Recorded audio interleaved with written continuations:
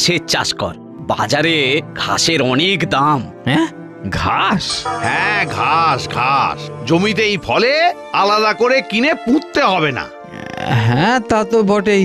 বেশ, আমি তাই করব, ঘাসই ফলাবো। হ্যাঁ, ফলন হলে বিক্রি করবি আর কিছুটা খাবি। ঠিকই বলেছিস রে, সত্যি সত্যি আমি একটা গরু। এই ঘাসগুলো তো এখনো ছোট আছে, দেখি কবে বড় হয়, তখন বাপ বেটিতে মিলে খাবো। হ্যাঁ, মনে হচ্ছে মাথাটা খারাপ হয়ে গেছে, আর ঘাঁটানো ঠিক হবে না। হ্যাঁ, গরু হয়ে ঘাস খাওয়ার কথা ভাবছে। এই হঠাৎ যদি বাঘ ভাল্লুক হয়ে যায়, আমাদের তখন খেতে আসবে। দূর, গরু থেকে কখনো বাঘ ভাল্লুক হয়? বড় জোর ভাম বা খটাস হবে।